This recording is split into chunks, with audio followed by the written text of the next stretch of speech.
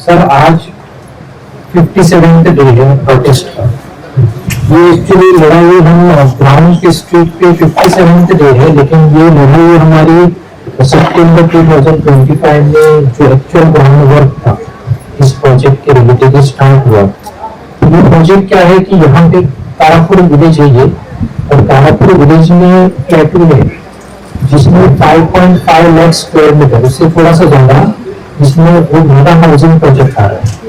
और ये mega housing project ऐसा है कि उसमें 1724 प्लॉटेड विलास है, जिनके विलास मतलब प्लॉटेड जो प्लॉट्स है वो बहुत छोटे साइज के, 110 स्क्वायर मीटर, 140 स्क्वायर मीटर, 150 ऐसे करके 1724 आ रहे अलग अलग लोग, और प्लस 299 फ्लैट्स है। In addition to this, flats and villas जो 2023 panchayat total units, housing units, उनके अलावा 2.5 एकड़ के आर्टिफिशियल बीच लेके आए माउंटेन पे, तो स्विमिंग पूल्स भी रहेंगे। इन एडिशन टू उनका क्लब हाउस है जो 1 एकड़ पे रहेगा, जिसमें बहुत सारे एमिनिटीज होती है, प्लस 5 स्टार होटल का भी उनका प्रोविजन है। तो हमारा जो कंसर्न है विलेजर्स का, जो जिसलिए हम प्रोटेस्ट के लिए करते हैं, बिकॉज ये जो प्लेटूज है ये वाटर रिटेंशन कर देता है, और आजू बाजू में जितने भी विलेजेस हैं उनको वो वाटर रिचार्ज सिस्टम में हेल्प करता है, बिकॉज एक नजदीक में जो लेक है, एक वाटरफॉल है, प्लस जो बेल्स है, उसके लिए भी ये प्लेटू बहुत इम्पोर्टेंट है। प्लस कैशू प्लांटेशन है, प्लस अदर जो फार्मिंग एक्टिविटीज है, ये प्लेटू की उसी वजह से बॉटम में हो जाते, और गाँव सारा गाँव ये प्लेटू के आजू बाजू में फंसा हुआ। तो यदि ये यूनिट्स में लोग रहने हैं तो उसका पॉपुलेशन जो रफली रहेगा 8,000 टू 10,000। हमारा गाँव का पॉपुलेशन जो है 6,500 अप्रोक्सीमेटली है, तो हमसे भी ज्यादा लोग वहाँ पे रहने वाले जो हमारे पंचायत का है। इन एडिशन टू दैट उनको जो सपोर्टिंग स्टाफ रहेंगे ये सब मिला के अगर 2 या 3 हजार उनकी फैमिली में मिला के, सो जो पॉपुलेशन इंक्रीज हो रहा है गाँव में हमारे, जो बियॉन्ड हमारी शेयरिंग कैपेसिटी है वो 12,000 टू 15,000 तक भी जा सकता है। तो स्लम एरिया भी कभी भी आगे पीछे में बन जाए, बिकॉज ये उनके लिए घर चाहिए। तो वो जो सपोर्टिंग स्टाफ है कहीं ना कहीं अपने लिए गवर्नमेंट लैंड पे अपने को छोटी सी घर बनाएंगे। ये एक इशू आएगा, कल्चरल सोशल कल्चरल इश्यूज आएंगे, क्रिमिनल एक्टिविटीज, क्राइम से बनने के इश्यूज बहुत है। एनवायरमेंटल कंसर्न हमें सबसे इम्पोर्टेंट है, जिसलिए हमने ये लड़ाई शुरू की। तो ये ऐसा मेगा हाउसिंग प्रोजेक्ट है गोवा में और कहीं पे नहीं, सबसे बड़ा मेगा हाउसिंग प्रोजेक्ट ये है। एक आप उसको टाउनशिप भी बोल सकते, और एनवायरमेंट इम्पैक्ट असेसमेंट जो भी आई गवर्नमेंट ऑफ इंडिया का जो एनवायरमेंट रिलेटेड टूल है, उसके हिसाब से 50 हेक्टेयर्स के अबाव जो भी प्रोजेक्ट रहता है उसको एनवायरमेंट क्लियरेंस की रिक्वायरमेंट है, इसलिए एनवायरमेंट क्लियरेंस दिया है। इन एडिशन टू दैट वहाँ के पॉकेट्स ऑफ फार्मिंग लैंड से, एग्रीकल्चर लैंड से विदिन दैट कंपाउंडेड कॉम्प्लेक्स, सो जो ट्रेडिशनल फार्मर्स है वहाँ उनको जाने के लिए कुछ जो उनके ट्रेडिशनल पाथ है वो ब्लॉक हो चुकी है। सो ये जो एनवायरमेंट कंसर्न्स है, इसमें हम सब लोग बैठे कि हमारे गांव को हमें बचाना है डिस्ट्रक्टिव एक्टिविटीज से, बिकॉज हमने फ्यूचर देखा है कि आगे 10-15 साल में जब ये प्रोजेक्ट फुल फ्लेज हो जाएगा कंप्लीट, जो प्रॉब्लम्स आने वाले बाकी जैसे सिटीज में आ रहे हैं because of mega housing project, ये बढ़ते जाएंगे। तो ये ऐसा प्रोजेक्ट है जो और कहीं पे गोवा में नहीं है, और उन्होंने रिसेंट एक्टिविटी में गोवा में इतनी सारी एक्टिविटीज हुए हैं जो land related issues, related construction land related बहुत सारे, तो ये उसमें सबसे फर्स्ट नंबर पे ये आएगा जिसमें ये मेगा हाउसिंग प्रोजेक्ट। तो ये सरकार का ऐसा पॉलिसी बन चुकी है, इसमें ये सिर्फ कंस्ट्रक्शन एक्टिविटीज कर रहे हैं, जिसमें गोवा की जो नेचुरल ब्यूटी एनवायरमेंट है वो खत्म हो रही है। प्लेटूज पे जा रहे हैं, वो हिल्स पे जा रहे हैं और खेती में घर बना रहे हैं। ये जो लैंड कन्वर्जन हो रहा है, ये इसके लिए भी हम इसी प्रोटेस्ट के माध्यम से उनको लोगों को बता रहे कि आप आवाज उठाओ, गोवा के लोगों को आवाज उठाओ, और गवर्नमेंट को बताओ कि गोवा को जो ब्यूटी है, नेचुरल ब्यूटी एनवायरमेंट है, ये हमें डिस्ट्रॉय नहीं करना। तो हम इसकी वजह से हम मेन कंसर्न जो हमारा है अभी, हमें एनवायरमेंट, हमारा गोवा का एनवायरमेंट और हमारे गाँव का एनवायरमेंट, हमारे गाँव हमें बचाना है, हमारे विलेज को हमें सेव करना है, जो तारापुर विलेज को हमें सेव करना है। इसलिए हम यहाँ पे सब मोस्टली एसटी पॉपुलेशन एक वार्ड में है। बाकी जगह पे कुछ जगह पे एससी है, कुछ जगह पे ओबीसी है और जनरल भी है। ये सब गांव में पूरा तारापुर जो गाँव है, तारापुर सदर का, उसमें सब मिक्स पॉपुलेशन है। ये सब इकट्ठा रहते हैं। यहाँ पे कोई ऐसी कास्ट रिलेटेड या रिलीजन रिलेटेड का कोई झगड़ा ऐसा नहीं। जमीन किसकी है? ये जमीन सर, इसमें ना सर गाँव का जो है, जो प्रोजेक्ट रिलेटेड मैं बताता हूँ, स्पेसिफिक प्रोजेक्ट रिलेटेड में दो चीजें है सर इसमें। एक है कि जो जमीन सेल हुई है वो तारापुर रियल एस्टेट है। जो तारापुर रियल एस्टेट है वो विश्वजीत रावण उसकी कंपनी है। तो उसमें जो उसके कजन ब्रदर है, उन्होंने केस डाली है कि उनको भी उसमें शेयर है।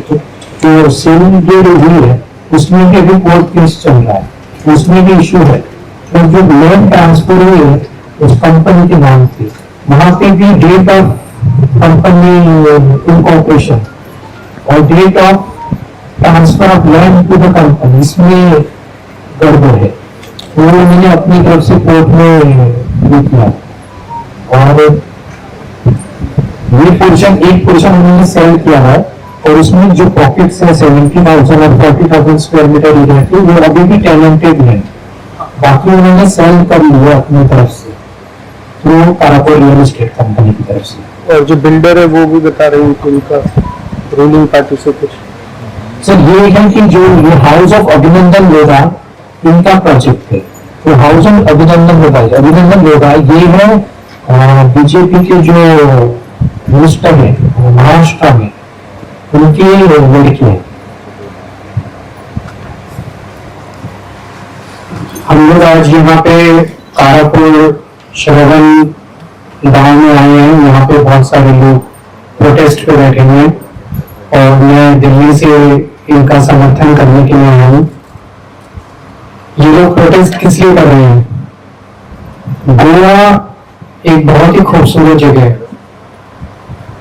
मुझे लगता है कि one of the most beautiful places on earth. लेकिन जिस तरह से आज की गोवा की सरकार इस खूबसूरती को, नेचुरल ब्यूटी को, यहाँ के एनवायरनमेंट को, यहाँ की इकोलॉजी को खराब करने में, बर्बाद करने में लगी हुई है, वो बहुत ही गंभीर है, बहुत मुश्किल वाली बात है। हम जहाँ पे बैठे हुए हैं इसके सामने एक प्लेटो है। उस प्लेटो पे लगभग 5.5 लाख स्क्वायर मीटर जमीन पे शायद गोवा के इतिहास का सबसे बड़ा हाउसिंग प्रोजेक्ट, जिसमें 2000 से ज्यादा हाउसिंग यूनिट्स बनाए जाएंगे। उन हाउसिंग यूनिट्स में गोवा के बाहर के आके लोग रहेंगे। यहाँ के गांव के लोगों को उसका कोई फायदा नहीं है, गोवा के लोगों को उसका कोई फायदा नहीं है। जिसकी जमीन है वो करोड़ों अरबों रुपए कमाएगा और जो बिल्डर है वो अरबों रुपए कमाएगा। लेकिन बदले में गांव वालों को क्या मिलेगा? उनका ये प्लेटो जो है, यहाँ पे जितना ग्राउंड वाटर है वो प्लेटो सारा ग्राउंड वाटर स्टोर करता है। आसपास के गांव के लोगों का उस ग्राउंड वाटर से काम चलता है। यहाँ जितनी वाटर बॉडीज है उनको रिप्लेनिश वो प्लेटो के ग्राउंड वाटर से होता है। तो इनका पूरा पानी का सिस्टम गड़बड़ा है। यहाँ पे बहुत सारे लोग खेती करते हैं, उनकी खेती बर्बाद हो जाएगी। वो खेती भी उसी पानी से होती है, वो खेती उनकी बर्बाद हो जाएगी। कैशू नट्स की खेती है और बहुत सारे किस्म की खेती है। जो टेनेंसी, इसमें कई सारे इस जमीन में टेनेंसी राइट्स हैं कई लोगों के, तो उसको ध्यान में नहीं रखा हुआ। ये जमीन, ऐसा आरोप लगाया जा रहा है कि मौजूदा सरकार के एक मंत्री की है। किस मंत्री की है? सीएम साहब ये गोवा के लोगों को बताएं कि किस मंत्री की ये जमीन है जिसको इससे करोड़ों अरबों का फायदा होगा। और ये आरोप लगाया जा रहा है कि टीसीपी एक्ट के सेक्शन 39A के तहत जो परमिशन दी गई है लैंड यूज चेंज करने के लिए, वो भी there is a serious conflict of interest, जिसमें वो जमीन का कन्वर्जन किया गया है। उसके ऊपर भी जांच होनी चाहिए और उसको भी उसके ऊपर जांच करके दोषियों को सजा मिलनी चाहिए। इस प्रोजेक्ट को स्क्रैप किया जाना चाहिए। लेकिन मैं सभी को ये बोलना चाहता हूँ कि मुझे उम्मीद नहीं है कि ये लोग कुछ करेंगे। मुझे उम्मीद नहीं है। जो बिल्डर है उस पर भी आरोप लग रहा है कि वो रूलिंग पार्टी से संबंधित है, तो बिल्डर रूलिंग पार्टी से संबंधित है, जमीन एक मंत्री की है, ऐसा आरोप लगाया जा रहा है। अपने आप बैठ के सरकार ने टीसीपी एक्ट के सेक्शन 39 की परमिशन मिली। थोड़े दिन बचे हैं चुनाव के। मैं आज आम आदमी पार्टी का राष्ट्रीय अध्यक्ष आप लोगों को यह आश्वासन देके जाता हूं, आम आदमी पार्टी को वोट दीजिए, आम आदमी पार्टी की सरकार बनाइए। सरकार बनने के 1 महीने के अंदर इस प्रोजेक्ट को स्क्रैप कर दिया जाएगा। हम उम्मीद नहीं कर सकते कि मौजूदा बीजेपी की सरकार कुछ करेगी। ये सेक्शन 39A 2 साल पहले लाया गया था और इसीलिए लाया गया था। इस किस्म के कई सारे प्रोजेक्ट्स गोवा के अंदर गोवा की नेचुरल ब्यूटी को खराब करने के लिए, गोवा के एनवायरनमेंट को खराब करने के लिए, गोवा के इकोलॉजिकल बैलेंस को खराब करने के लिए ऐसे कई सारे प्रोजेक्ट्स पिछले 2 साल के अंदर किए गए हैं। तो आम आदमी पार्टी की सरकार बनेगी, सेक्शन 39A के जितने भी प्रोजेक्ट्स हैं उन सारे प्रोजेक्ट्स को गोवा के अंदर अभी तक दिए गए हैं परमिशन, उन सारे प्रोजेक्ट्स को स्क्रैप किया जाएगा। रेट्रोस्पेक्टिव इफेक्ट से कानून लाके सारे सारे प्रोजेक्ट्स को स्क्रैप किया जाएगा। इसके पहले सेक्शन 17(2) था, और 17(2) का भी मिसयूज करके और बहुत सारे इसी तरह के प्रोजेक्ट्स किए गए थे। उसके पहले सेक्शन 16B था, उनके तहत भी जितने प्रोजेक्ट्स को सैंक्शन दिया गया सारे प्रोजेक्ट्स को कैंसिल किया जाएगा। The first and foremost priority is to save the natural beauty, environment and ecological balance of Goa. Goa के लोगों के लिए है। गोवा बाहर के लोग आके यहाँ पे 2000 फ्लैट खरीदेंगे और गोवा की ब्यूटी को खराब करेंगे, इसके लिए नहीं है। तो गोवा में जो भी डेवलपमेंट होगा वो गोवा के लोगों से पूछ के होना चाहिए, गोवा के गांव के ग्राम सभा से पूछ के होना चाहिए, बाहर के लोगों के, बिल्डर्स के और मंत्रियों के कहने के हिसाब से नहीं होना चाहिए। मैं आज आपके प्रोटेस्ट को सपोर्ट करने के लिए आया हूँ। हो सकता है मैं आप लोगों को थोड़ा आश लगे, लेकिन इस सरकार से उम्मीद मत कीजिए। सारे मिलकर प्रचार कीजिए। ईमानदार सरकार चाहिए आपको, और आम आदमी पार्टी की सरकार ईमानदार है। हम दिल्ली में, पंजाब में शासन कर रहे हैं, वहां से आपको पता चलता होगा वहां कितने अच्छे काम किए हम लोगों ने। ईमानदार सरकार आम आदमी पार्टी की आएगी, इस सेक्शन 39A से आप लोगों को मुक्ति दिलाएगी, सारे प्रोजेक्ट्स कैंसिल करेंगे, आपकी जमीन आपको वापस दिलाएंगे। Thank you.